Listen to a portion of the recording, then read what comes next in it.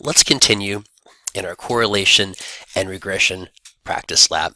Earlier in the lab, we ran a correlation test to look at the association between the hours spent playing violent video games and children's aggression. Now we're going to move into the regression part of this lab. Regression is simply an extension of correlation, except instead of just looking at the association by itself, we begin to make predictions. So in this part of our lab, Vivian now wants to predict children's aggression level, and that's our dependent variable, using time spent playing violent video games as a predictor. So that's our independent variable. Using SPSS, she runs a simple linear regression analysis, and the output is provided below. So remember, of course, that your independent variable is said to predict or cause your dependent variable. In this study, this is a correlational analysis. She is not experimentally manipulating the independent variable in this study. Therefore, we're simply looking at a correlation. We cannot infer a causation based on this, but that doesn't mean we don't have a theory. But that's why we use the language predicts instead of causes. So if we were to write this study up, we might talk about video game use as a predictor of aggression, but we would not say as a cause of or it increases aggression because we have not established causality. So here the independent variable is hours spent playing video games is causing, theorized to cause aggression. There we go. So let's go ahead and take a look at this analysis. The first table in a regression analysis is the model summary table. Now this is going to look a little bit like the output we saw in the correlation analysis. Let's go back up and take a look at that so we can see the comparisons. So I'm going to scroll back up to the correlation analysis. Up here, we took a look at the correlation coefficient itself and the significance of that correlation. So the correlation coefficient was 0.494, and it was significant at 0.005, or p is less than 0.01, as that would be the next highest standardized cutoff point. So this is what we saw before. Let's see how this relates to what we see in a regression analysis. And we should see some similarities because this is simply an extension of essentially the same analysis. So model summary table. Let's take a look at this. Model 1. So this is a simple linear regression. We only have one predictor. It's not a hierarchical regression. So we just have one model we're looking at. And the first thing we take a look at here is R. Okay. The R is 0.494. That should look familiar, right? We looked at the correlation, 0.494. Earlier we said R is the symbol for correlation. So that's exactly what's going on here. Now technically, this is the correlation between the predictors and the outcome, right? The predicted values and the actual values. Because there's only one predictor variable, it's exactly the same as the correlation between these two variables. If we had a more complicated regression model with more predictors, this would have a slightly different meaning well, I should rephrase that. This wouldn't be the correlation between any one of those variables and the outcome. It would be the correlation between the predicted values and the outcome, kind of the variables taken together. Next, we have the R squared. Okay, so we have R and then R squared. So the R squared is 0.224. And how do you get the R squared from R? Well, you take R and square it. So 0.494, to find the square of a variable, we would times it by itself times 0.494, gives us 0.244036, and they round that to the hundreds place, so 0.244. So you find the R and you square it, and that gives you the R squared. Over here, we have the adjusted R squared. We're not going to get into that. We're going to keep things a little bit simple, but this has to do with, it accounts for potential chance in the predictability of the model. So here we're just going to focus on the R and the R squared. So the R squared is 0.244. And the R is 0.494. The R tells us about the strength of the association. The R tells us about the shared variance. So when you square the correlation, this tells you the proportion of the variance that is shared between these variables, or put differently, this is how much of the variation in the outcome, or violence, aggression, well, violent aggression, aggression in the child can be explained by the amount of time they spend playing video games. Okay, so what does this tell us? Okay, so the R square is 0.24. Okay, I'm going to go ahead and round to the hundreds place. The R square is 0.24. This means that time spent playing violent video games explains 24% of the variation in children's aggression. Okay, that's what that means. So to convert a decimal to a percent, you move the decimal place 2 places to the right and add the percent sign. So an R square of 0.24 means that 24% of the variation is explained. The strength of the association is 0.49. R square is 0.24. Okay, let's go ahead and move down to the next table. This is the ANOVA table. The ANOVA table tells us about the predictive ability of the overall model. This is going to tell us whether the model produces significantly better predictions than those which would be based solely on the mean. Okay, so let's take a look. We're going to zero in specifically on the significance value right here, which is 0.005. That should look familiar. Where have we seen that before? Back up on a correlation table, the significance is 0.005.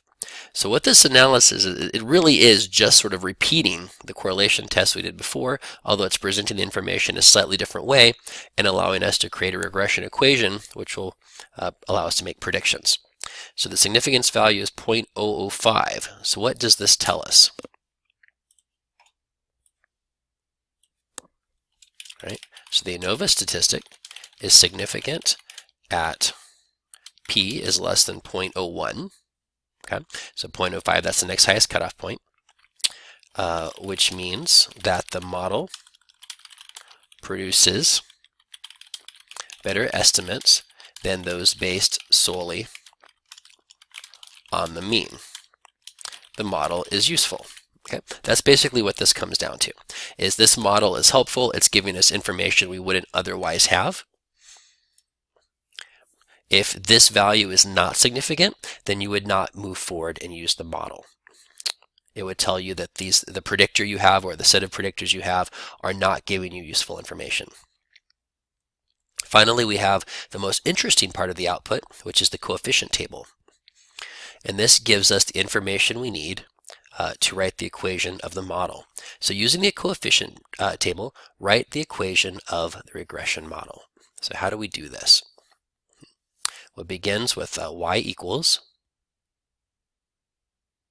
okay, y equals, if you think back to maybe some of your earlier education, you might be familiar with the equation y equals mx plus b, which is sort of the standard equation of a line, and b is the slope intercept, m is the slope, and then x is your independent variable, y is your dependent variable. So to get the outcome, you would take the some predicted value, multiply it by the slope, and then add the slope intercept.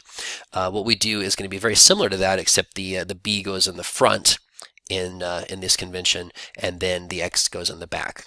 If you had multiple x's, you would have them represented in the equation as well if you had multiple predictors. Okay, so y equals, so it's going to be the slope intercept, and we're going to find that right here. 3.028. I'm going to round that to 3.03. Okay, so y equals 3.03. This is a positive coefficient, so 0.39 is our slope. So I'm going to do plus. If this were a negative slope, this would be minus 0.39, again rounding to the hundredths place, times x. Okay.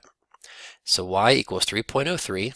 That comes from right here. That's our slope intercept, or the y-intercept. Okay, and then this is our slope right there, 0.392. So let's talk about what this means. We'll get a chance to work with this a little bit. So in the regression analysis, the y-intercept is 3.028 or 3.03. What does this mean? So in a linear equation, the slope-intercept is the value of the dependent variable, the value of y, when x is 0. Okay. So in this case, x is the amount of time spent playing violent video games. So this is the predicted value of y when x is 0. So how would we get that, right? So I'll show you how this works out mathematically. So let's pretend that x were 0. We had a situation where a child was playing 0 hours. So I'm going to take the x and replace it with a 0, just like that. So it's the exact same equation, but I've taken out the x and put a 0 in. So let's suppose the child spent 0 hours playing violent video games. Right? So how do we solve this equation? Y equals 3.03. Remember, order of operations, you would multiply before you would add, plus, what's 0.39 times 0? Well, anything times 0 is, of course, 0. So y equals 3.03 plus 0, or y equals 3.03. Okay. So when x is 0, y is 3.03, and that's the same as this right here. I just rounded it. So that's what the slope-intercept is. It's the expected or predicted value of y when x is 0. What does that look like visually? Right, let's go back up to the graph. Remember when we graphed these data? Right up here at the top. And we kind of came up with the line we kind of thought was going along here. Well, this is saying that if violent video game use are 0, then the expected regression should be 3. It should be right here. So it's saying this is the slope-intercept. So the line we drew before would be a little bit off. Maybe it would look more like this. But that's our slope-intercept. That's what we'd expect it to be. If you take a look at the data, it's a little above the line that we kind of drew freehand here, but it's on point. It's certainly consistent with this, right around here. So if there's no video game use, we'd expect the kid to have kind of this level of aggression of a 3, right? If this were giving us a value way up here, we would know that something was off. Okay, go on back down to our item here. So that's how you would kind of work out that slope-intercept. So what does this mean? Okay. All right. If the y-intercept or slope-intercept, same idea, is 3.03, this is the expected value of y when x is 0. In other words, if a child plays 0 hours of violent video games, we would expect him to have an aggression level of 3. Okay, so that's basically what that means. That's sort of the average level of aggression for a kid that's not playing these types of video games. Okay. The significance level of the predictor is 0.005. Okay, so this is the slope-intercept we're talking about. What about the predictor? Okay, so we know that the slope is 0.39. The slope of this predictor x, okay, is 0.392 or 0.39. What about the significance of that predictor? Well, the significance is 0.005. Because it's a simple linear regression model, there's only one predictor that is going to be the same as the ANOVA significance from that table, and the same as the significance from just a correlation test, right here at 0.005. If this model had more predictors in it, maybe we had the child's age and gender and video game use, then it would look a little bit different. That would be the significance of the overall, this would be the significance of the overall model, and then you would have a separate significance level for each individual predictor. So in this case, we're looking at this significance level right here, 0.005. That's less than 0.05. So that means that this predictor is a significant predictor of the dependent variable aggression. So let's go ahead and make a note of that in our write-up. The independent variable, hours playing video games, is significant at p is less than 0.01 or 0.005, a different way of representing that. This means that video game use is a significant predictor of aggression in children. There we go. So that's basically what that's telling us. If this were over 0.05, could be 0.05 exactly, I should say if it's at or over 0.05, then that means that this is not a significant predictor. It's not a useful model.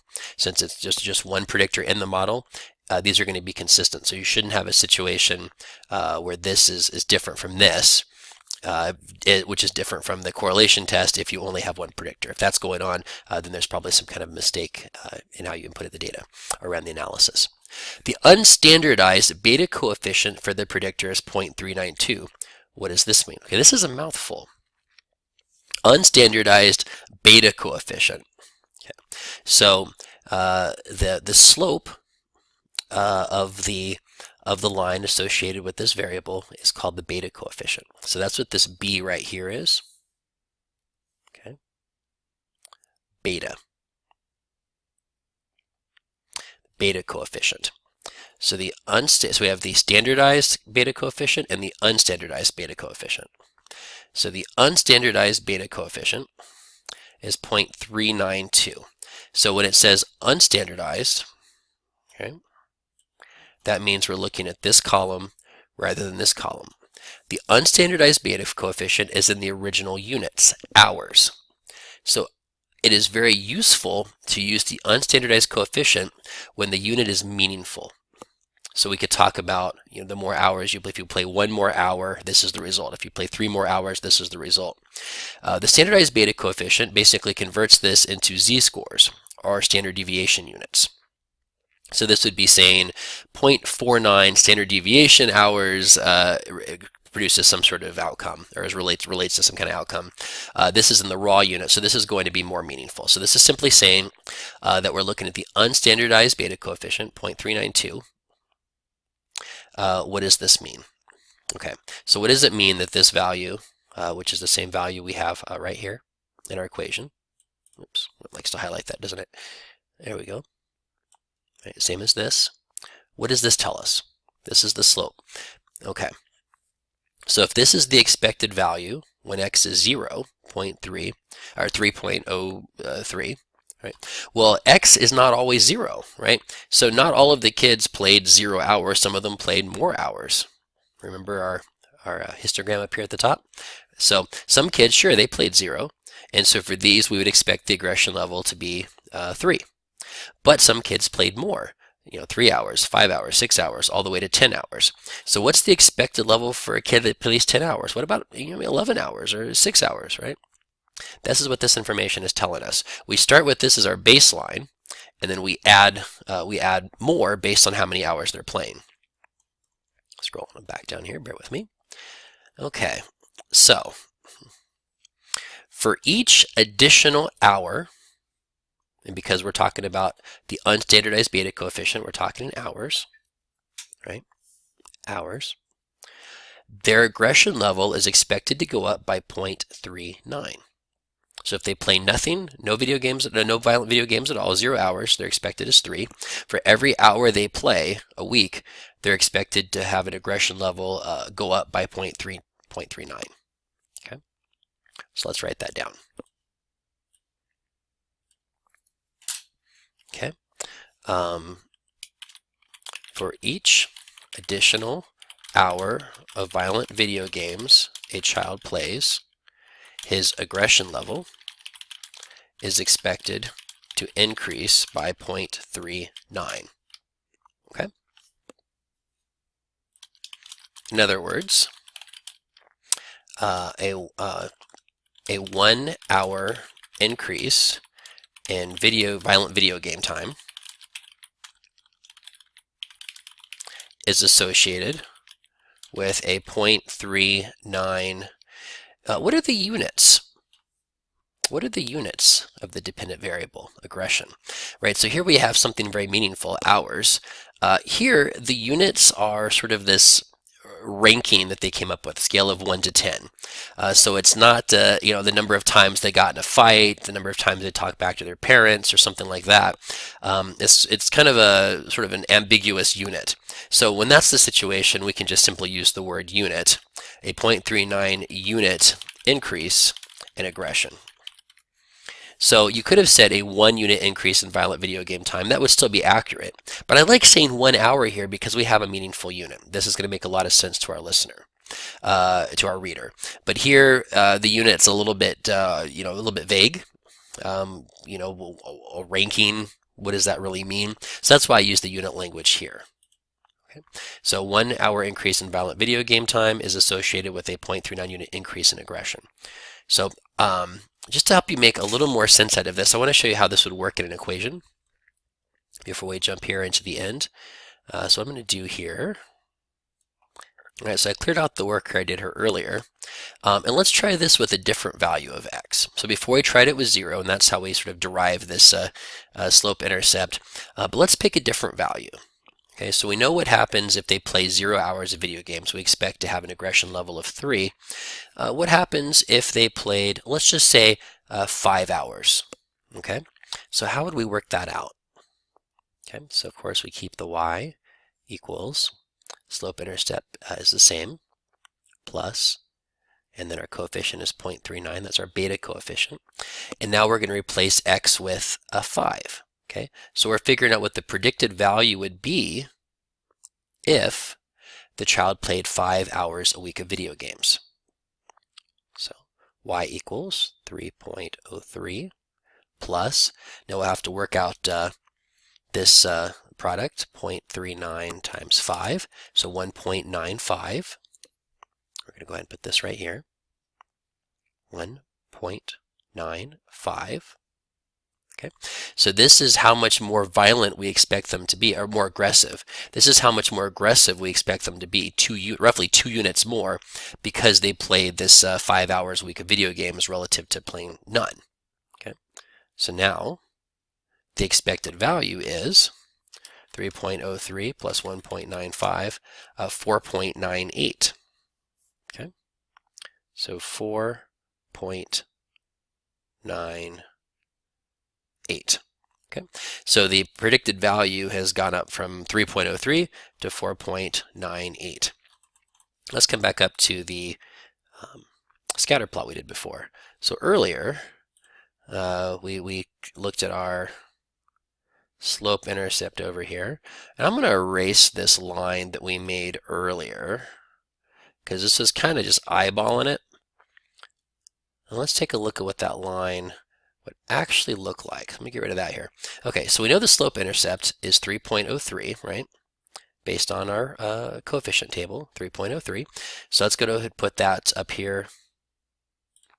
Okay, so let's see here. So if 0 hours of playing is going to be 3.03, so right about there. I'll use x's to differentiate from the actual data. And if they played 5 hours of video games, we came up with 4.95, which is going to be just about here. Okay. Now we can get a sense for what this line would look like. Why don't we plot one more data point? Let's plot a 10. Let's see what we would predict the value to be if they played 10 hours of video games. So I'm going to erase all this. And we're going to try the same thing again with x of 10. Okay, get rid of the rest of these little dots here. Okay, there we go. So let's run this equation again. Okay, so now let's suppose we have y equals 3.03 plus 0.39 times 10. Okay, so this is a predicted value of 10. 10 is the hours spent playing video games. So if they spend 10 hours playing video games, then the predicted value, or y, of aggression should be 3.03 plus 0.39 times 10. So 0.39 times 10 is going to give us 3.9. So this is sort of the expected increase in their aggression level. relative to playing no hours of violent video games. So we add 3.03 plus 3.9 gives us 6.93. Right there. So if they play 10 hours of video games, we expect aggression of 6.93, or just under 7. So let's go up and put this on our scatter plot. So 10 is going to work out to just under 7, which is going to be, get that guy in the way right there. I'll put an X right about there. So if we were to connect these three X's, okay, this, well, let me just do it again. I kind of missed that last X there. If we were to draw a straight line through these X's, this line represents our predicted values, or what's called a regression line. Right? So we got this line using that regression equation. This is the regression line. So now we can look anywhere on the x-axis and determine where we would expect the child's aggression to fall based on these data. So if they played 8 hours of violent video games, we would expect them to have an aggression level of roughly 6, right? 2 hours, maybe a little less than 4. So now anywhere on the x-axis, you can make your prediction based on the y-axis. So this is a visual representation of that equation, right here. So this is the equation of the regression line, and that's a visual representation of that equation. What we did is we inputted x values and we calculated y values to come up with these actual data points. Now, what if the child played 20 hours of video games? Let's talk about that. I'm going to go down here, go back to our equation. So what I'm going to do, I'm going to take out the 10. All right, let's get rid of that. I'm just going to get rid of this part of the equation. Okay. So I've taken out the x value of 10, and let's put in 20. So let's see what happens if the child plays 20 hours of violent video games per week. So 0.39 times 20, 7.8. So this is what we would expect to add in terms of their aggression.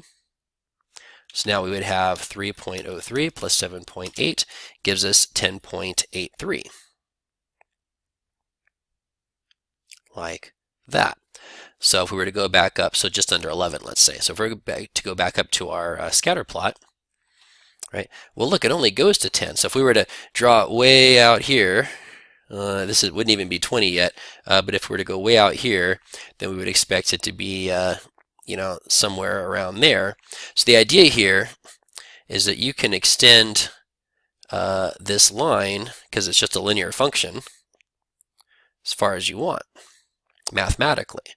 But it doesn't mean that it's going to make sense, right? First of all, you can't really extend it this way because we're already at 0. You can't play less than 0 hours at something. So even though you could input a negative value, and what would happen is you would get points down here to the left, it doesn't really make any sense. Also, as you continue to go this way, the aggression level scale only goes to 10. So I think I drew the x a little bit low. It'd actually kind of be up here. So you would be, because it's further over on the screen, I just don't have enough room on my screen to draw that many units over. So you'd end up with a predicted value that's higher than the scale even goes. If you were to say 30 hours, 40 hours, 50 hours, it's just going to continue the line, and you're going to end up with aggression predictions that go well beyond what the scale actually does. So just because you can work something out mathematically doesn't mean it makes sense. The other issue is that we don't have data way out here. All right, so I'm going to go ahead and kind of erase this here. All right, so there we go. Make this a little bit smaller here. So we don't have any data points that go this far. Our data points leave off at 10. We don't really know much about kids that spend more time than this playing video games. So if you were to make a prediction about somebody playing 20 hours, right, here we go, it would be it's probably a little bit closer. Okay. You don't have any information about kids between here and here in this range. So we can't really with confidence say what would happen out here. We didn't sample anyone that spent this much time playing violent video games. So when you make predictions, you want to make sure you make predictions that are more or less within the range of predicted values range of observed values you have to work with. And you want to make sure that the new predictions you're making are consistent with the ones you've made before. Nothing's really changing. That they're representative of that population that you were drawing from before. And you want to be mindful that just because something works mathematically doesn't mean it actually works in real life. Right? You could compute values way out here, but they may not actually be reliable. So try to keep it within the range of the data you've already collected. Okay, well, let's go back down here. And let's see here. So we're down here to the conclusion. Zoom in here a little bit here, read this better. Based on the analyses above, what can we say about the time spent playing violent video games in children's aggression? Now before it asked us pointedly, did we prove that video games cause aggression? And there were two problems with that statement. First of all, the word prove. We want to be very cautious about how we use that. We're making inferences. We're not necessarily proving things. The other problem is that we don't have any causal mechanisms here. This is a correlational study. We don't have anything to make causal inferences. So let's address that in our write-up. So all we know based on the data is that video game use predicts aggression, and we know the nature and strength of that relationship. Based on our analyses, we can say that time spent playing violent video games predicts children's aggressive behavior. The more time they spend playing violent video games, the more aggressive they are likely to be. The strength of the association is moderate to strong. And it is statistically, let's see, go ahead and we'll make a note about that statistical significance. Let's put this up here. Significantly predicts. Let's put that in there. So based on our analyses, we can say that time spent playing violent video games significantly predicts children's aggressive behavior. When we don't qualify significantly by saying statistically significantly, that's what we're implying when we're doing statistical write-up. Right? So you can differentiate between statistical and practical significance. When you don't qualify it, we're assuming you're talking about statistical significance. So when you say this, what you're implying to your reader is that P is less than 0.05. P is less than 0.05, statistical significance. The more time they spend playing violent video games, the more aggressive they're likely to be. So here we're talking about the direction of the relationship. It's a direct rather than an inverse correlation. The strength of the association is moderate to strong. So here we're talking about the substantive significance of the results. And we can even be more precise, can't we? With video game use predicting 24%, I believe it was, the variation. Let's check our R squared. That's where we get that from. Right here, 24%, which is just the correlation times itself, predicting 24% of the variation in children's aggression. That's what we can say about this relationship. Now, we cannot say that this causes this. Let's make that explicitly clear. Because this was a correlational study, and because we did not manipulate the independent variable, we cannot say that video game use necessarily causes aggression. However, the two are associated. I'll say positively associated. So we're trying to make this clear. Here's the relationship we observed. Here's the nature and strength of that relationship, the significance of that relationship. But to be clear, we have not proven that this is a causal relationship. Now that leads us into our final question. It says, if we wanted to make a causal claim about these variables, what can we do? Well, the key about causality, the key is whether or not we've manipulated the independent variable. We've used an experimental design. The whole point of experiments is to make causal claims. Oftentimes, it's easier to do a study, just to collect data, ask survey questions, or we collect existing data. Sometimes it's easier to do that because you don't have to get people into a laboratory and do things to them.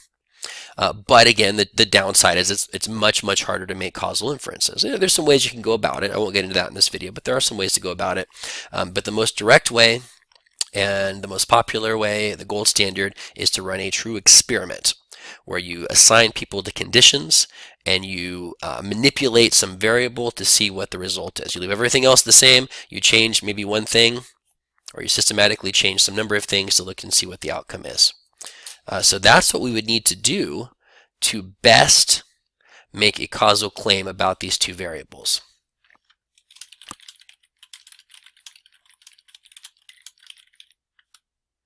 To best make a causal claim, we would need to experimentally manipulate the independent variable, which is time spent playing violent video games, and then observe the effect on the dependent variable, which is aggression. In other words, we would randomly assign different children to spend different amounts of time playing video games and then see if they differed and their aggression levels afterward, right? So what would that look like, right? We could actually create an experiment to do this. Okay. You could have 3 different groups. You could have a control group that has 0 hours of video games, and then you could have an experimental group that maybe plays 5 hours, and then you could have an experimental group that played 10 hours. So a couple different treatment groups and a control group. And then you could, after you had them play some number of hours of video games, then you could measure their level of aggression and see how those levels of aggression compared. And as long as the people in these conditions were otherwise similar and you didn't change anything else, then you would be able to say with much more confidence the amount of time they spent playing these video games produced or caused this different result in the outcome. Okay, well, hopefully this was helpful to you to get a sense for correlation, regression, how these concepts are connected, what we can make from correlational data in terms of inferences and implications. And hopefully this has been helpful to your learning and understanding. Thank you.